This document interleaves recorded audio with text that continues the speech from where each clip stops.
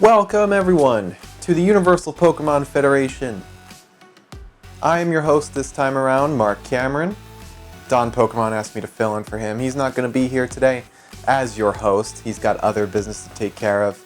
But I will help carry us through this episode like I always do. Now without further ado, let's get into the episode. Last time on the UPF, I had a little battle with the Sonic Wizard. Unfortunately, things didn't go how I planned, and Sonic Wizard, he got his way. I couldn't get him off my back. But let's go forward to a little sit down I had with Courtney, my sister, after said battle. Let's take a look. Why do you have your sunglasses on inside? We're sitting in your home. Can't believe I lost this Sonic Wizard. Twice. Yeah, I know. I'm not going to say I didn't tell you so, but you might be a little unmatched here, bud. But it's gotten so close. Like our last Pokemon, every battle. Close doesn't win the UPF. I don't know. Who's this? No. Not falling for that again. No way. Hello? It's for you. God, who is this? Help! Oh, God! Alright, I'm not going to sit by and watch this anymore. You're going to let us handle this. I'm not taking no for an answer. Fine. Hey, it's time for you to come back to the UPF. Yeah, we need to get you back in the game. Consider it handled. Alright. Well, there's our main event for this evening. Rob versus the Sonic Wizard, where Rob will be returning to the arena once more after almost a year of being out. Unfortunately, I wasn't able to clean up the mess, so passing it off to my sister and Rob. Hopefully they can get the job done against this enigma that is the Sonic Wizard. But moving forward, let's take a look back at the last episode where VB Wilhane and Jerome Moonraker had their little bout to determine who would not be able to challenge for a championship ever again. I'm gonna take away your hopes and dreams. I want a rematch. Just you and me. But this time, whoever loses can never have a UPF championship match ever again. And VB came out on top, leaving Jerome in the dust. But after that bout, Jerome Moonraker has some words that he would like to say. Let's see what he has to say. This isn't right. Can't believe I lost to that troll. A cheap, conniving internet troll. You know what? This isn't over. This is now not just for my father. He took everything from me. I'll get him back.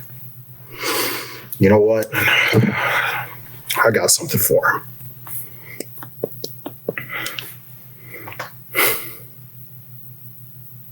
Hey Jerome, what's up? I need another match against Weeby today. Well, you already lost to him several times, so I can't do that. Let's mix it up now, okay?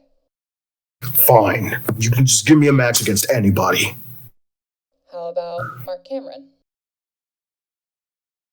Sure.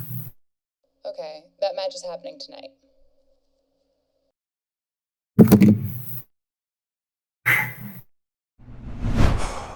Wow.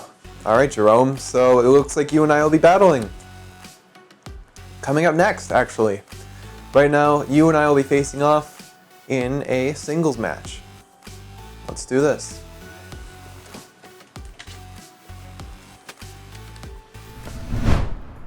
Welcome back, everyone. I hope you're having all a great day. Today in the UPF, we have a match between Jerome Moonraker and Mark Cameron. On one hand, Jerome Moonraker is restless for yet another battle, and Mark Cameron's here to prove himself one more time. Jerome Moonraker and Mark Cameron did lose their matches last time, so let's see who comes up top and who doesn't. So, Mark Cameron here sends out Godzilla, the Tyranitar, and Jerome Moonraker sends out his Garchomp.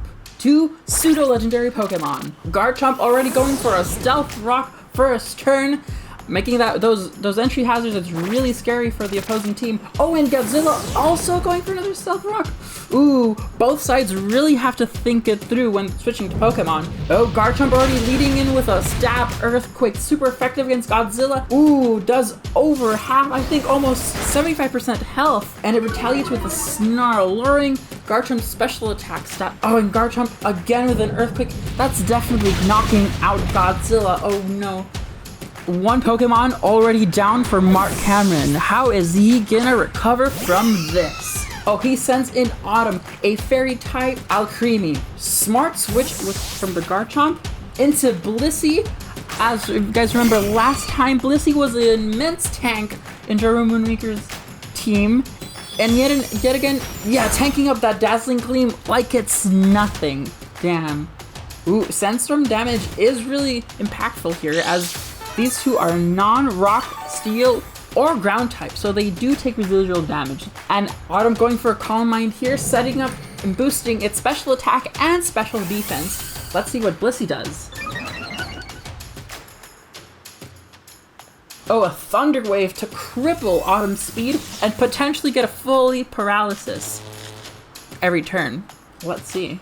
The Sandstorm does subside, so there is no more residual damage after each turn. And Autumn, now with the leftovers healing is no longer cancelled by the Sandstorm. Blissey going for the Soft Boiled already, recovering its HP to full HP actually. Okay. Autumn is fully paralyzed. That turn went to waste for Mark Cameron, but hey, at least Autumn wasn't hurt. But they're both back to basically full.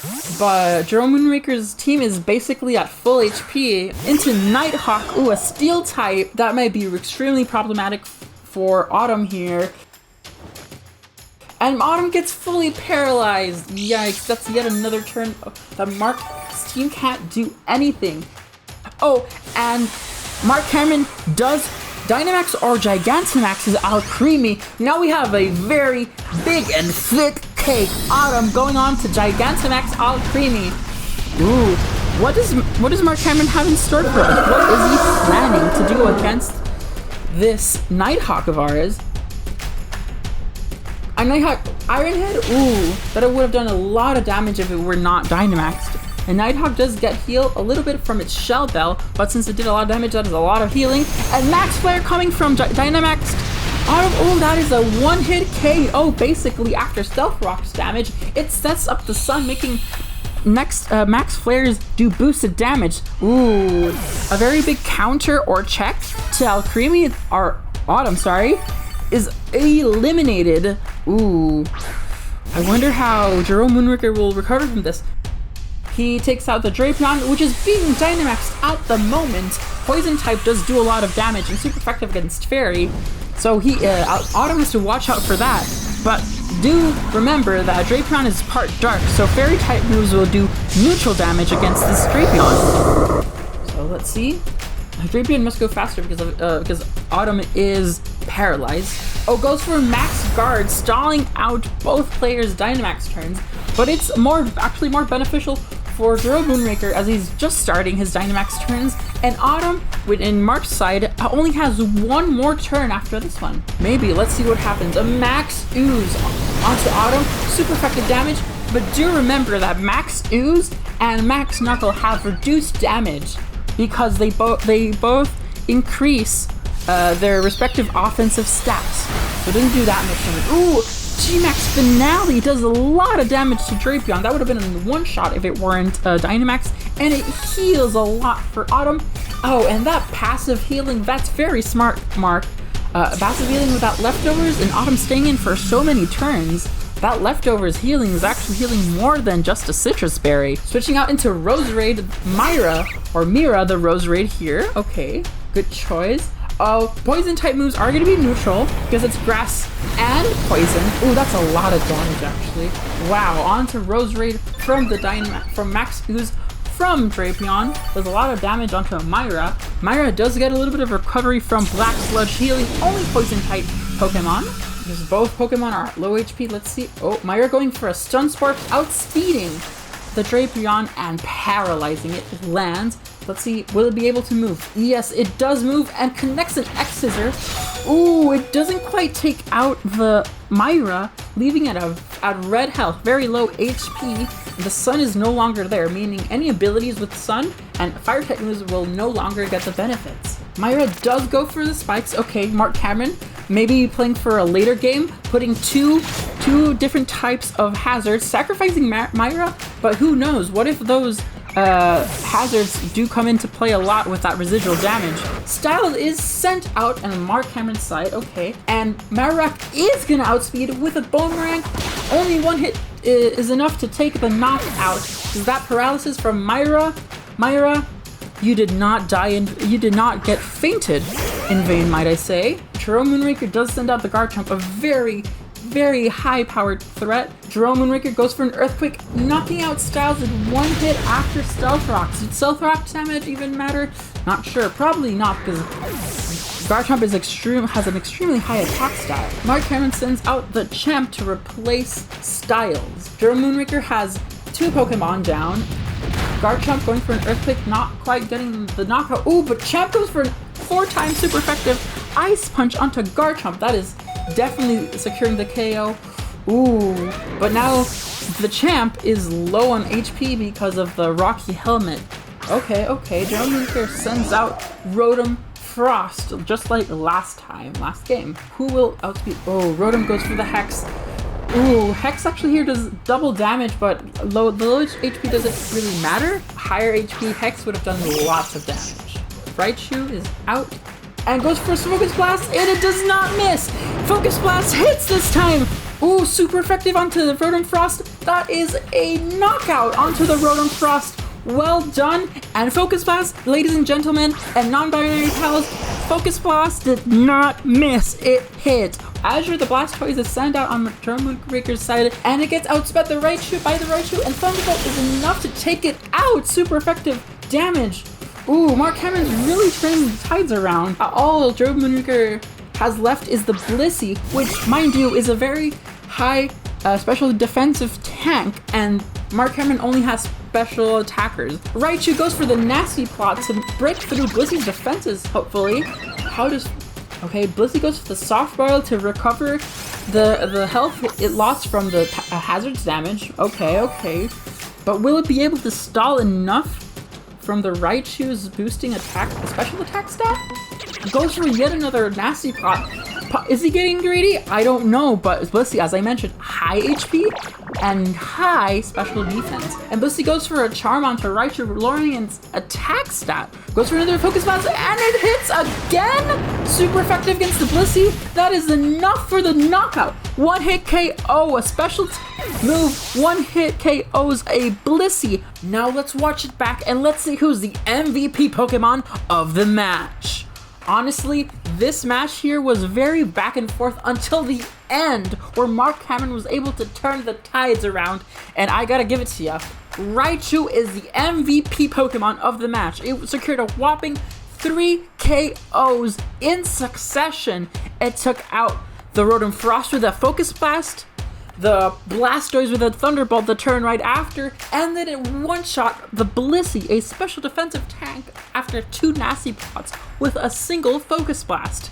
Congratulations, Raichu, you are the MVP Pokemon of the match. Well, that was one hell of a battle. Put up a good fight, Jerome, but better luck next time. Hopefully, you'll be able to pick yourself up from where you are now, but unfortunately we need to move away and on to something else. We have a little video from a new member of the UPF. Let's see who that could be. The Universal Pokemon Federation. For so long, I have watched all these trainers battle, whether it's for championship gold or for petty arguments. On the Pokemon, Mark Cameron and Weeby Villain, they all have one thing in common. They ain't on my level.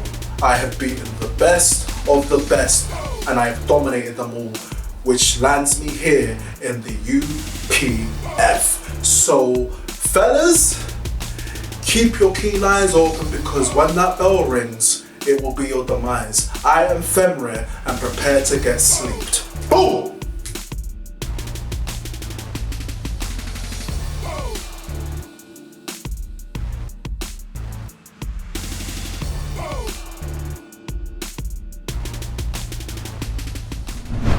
Ooh, a new face to the UPF. Well, Fenrir, you talk a big game, but we'll see how long you last with the best of the best. Now, moving on from that newbie, we've got our main event, Rob versus the Sonic Wizard in Rob's returning battle. Let's see how this one goes down. Let's take a break from the action now to just give a quick shout out to our Teespring shop, teespring.com/stores/UPF. We have a ton of designs in the store, everything from the UPF logo to a Don Pokemon recruitment shirt to the brand new UPF Globe logo. You won't want to miss it. You can rep these amazing designs starting today. That is teespring.com/stores/UPF. All right, let's get back into the action. Hi guys, I'm back for a double whammy episode. Yes, I am once again here tonight, bringing you a highly anticipated doubles battle between Rob and Sonic Wizard. Rob hasn't been seen. He's been on a hiatus for over a year now. I'm so excited to watch him battle again. Okay. Sonic Wizard sends out Darmanitan and Arcanine, just like he did last time. Those are very ferocious Pokemon. And Rob sends out Indeedee Hatterene, a very popular lead Psychic Terrain plus the powerhouse that is Hatterene with Trick Room. That's a very common strat. Let's see what happens tonight on this very exciting battle. Oop. Psychic Seed activating for Indeedee after it set up its Psychic Terrain. Ooh, okay. Indeedee does use Follow Me, protecting the Hatterene from incoming damage and creating itself the center of attention. Darmanitan U-turns onto Indeedee. Oh, that's a one-hit KO. Super effective. High attack stat and Gorilla Tactics, that is enough to knock out the Indeedee. Sonic Wizard brings out Gengar. Arcanine goes for the close combat. Okay. Probably anticipating to hit the Indeedee, but it was already knocked out, so it hit Hatterene for a quadruple resisted or double resisted attack. It does almost nothing because it's Psychic and Fairy, and Hatterene just set up the Trick Room. Very smart play, actually. If he goes for any priority moves, the Psychic Terrain will block it and protect the Hatterene from the extreme speed. Ooh! Expanding Force, doubling in power and becoming a spread move in Psychic Terrain will hit both Pokemon, knocking out the Arcanine and proccing Gengar's Focus Sash, leaving it at 1 HP, and Conkeldurr just snap and picks up the KO on Gengar, unable to do anything this turn because of the Trick Room, making Hatterene and Conkeldurr go way quicker. So many consistent Curse body procs? That's really interesting and might hinder Rob a little bit in this match. Sending out Duraludon and Dragapult, his first lead in his first ever battle, it was Dragapult and Duraludon, double dragon here. Gonna go first with the Trick Room, Dazzling Gleam, picks up the knockout on Dragapult and leaves Duraludon on low HP. It's in red. Obviously, keep in mind, Hatterene has what, a 135, 140 special attack stat plus life orb boost? That's a lot of damage. And here, Conkeldurr just picks up the KO onto Duraludon with Drain Punch. Healer does heal Conkeldurr's burn. I guess it won't take damage for the turn, which is kind of useful actually. Starmanitan and Swampert. They're the last bastion in Sonic Wizard's team. Sonic Wizard going for a Dynamax. Who do you think it is? I think it's going to be Darmanitan, because we've seen Darmanitan being Dynamax a lot in this series. Oh, and I guessed it, it's Darmanitan. Not quite the big Chungus from VB, but you know, it's another Darmanitan. Guerrilla Tactics is shut down in Dynamax. Oh, what? 3 Pokemon moves already denied. Skull Shop does not work on Dynamax targets, and both Conkeldurr and Swampert miss their Stone Edge, and Darmanitan goes for a Max Hailstorm onto Conkeldurr, doing a little bit over half and sending up the hail. Everyone gets residual damage except Darmanitan, so it can be very annoying against these for Conkeldurr and Hatterene, which are bulky Pokemon, so, as well as Swampert. Swampert's quite bulky, but Conkeldurr is taking a lot of damage with Burn and Hail. That's a lot of damage coming from Rob's side, actually. Expanding Force, okay. Wow, that's a lot of damage onto Darmanitan. Almost KO'd it 2 times over. Okay, Drain Punch into Swampert. Yeah, picking up the knockout, double focusing Swampert. Okay, gets the KO. Conkeldurr did heal a lot from it, so if it Max Hailstorms again, will it be able to survive? Maybe. Depends on this damage roll. Okay, onto Conkeldurr. Oh, sorry, no break, buddy. KO onto Conkeldurr, but sure, got the KO and Trick Room's no longer on, but yeah, it's a 1v5, no, 1v4. Okay, Mammothine. Okay, a Max Flare onto Mammothine from Darmanitan. That's another knockout. Wow, okay. He's picking up the KOs. If we were keeping score of KOs, then at least Sonic Wizard is doing okay in that department. But yeah, Expanding Force, you're done for. That is a victory for Rob here. After one entire year of hiatus, Rob once again secures a victory, and now to name the MVP of the match. Not gonna lie, this match between Rob and Sonic Wizard was a bit one-sided for Rob's side. And, well, I gotta say, I gotta give it to Hatterene, really. Hatterene, you are the MVP Pokemon of the match. You got every single KO, basically. You got the Arcanine in 1 hit, and the Dragapult in 1 hit, and the rest of the Pokemon, Hatterene did so much damage, getting them to either red health or very low yellow health. Once Trick Room went up, game over for Sonic Wizard. KO after KO. Congratulations, Hatterene. You're the MVP of the match. Oh. Rob gets the upper hand on the Sonic Wizard. No idea how this will tick off the Sonic Wizard. We all know how ticked off he was in his last loss when I beat him in his debut battle. That resulted in several weeks of beratement and harassment. So, Rob, better watch out. But now that that battle is done with, let's move to where Don Pokemon is. He wanted to have a little meeting with Quadruple E at VB Wilhane's place to apparently discuss some grievances. Let's see what's going on there.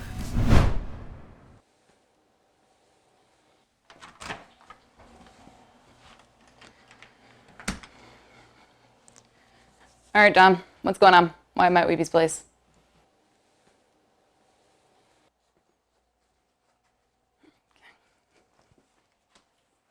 Quadruple E, after the atrocity that was that multi-battle that you organized to prevent me from fulfilling my duties that any champion would perform, I no longer think you're fit to be general manager of the UPF. Yeah? Is that so? It is. And I suggest you resign immediately. Perhaps they can find an opening for you in merchandise. And what if I don't? Then I'll expose you as the weak, biased, and complete failure of a general manager that you happen to be. I'm the UPF World Champion. Cameras follow me wherever I go, and I am the face that runs this place. Yeah, About that, actually, Mr. Champ. What are you talking about? Boss, I'm challenging you for the UPF World Championship. Phoebe? Why? Ever since you won this title, you've been prioritizing changes to the UPF, sidelining me. After all I've done to protect you, Mark Cameron, Jerome Moonraker, you would have lost this after a month if it wasn't for me. So let me get this straight. You think I've been sidelining you by getting you the best booking? Putting you in most of the main event matches? That's how I know I'll win. You won this in a 6v1 sweep. Let's see how you do in a 6v6 standard battle. You ungrateful little troll. I accept. All right, that settles it. The main event of the next episode will be Don Pokemon versus Weeby Villain for the UPF World Championship title. Good luck, gentlemen.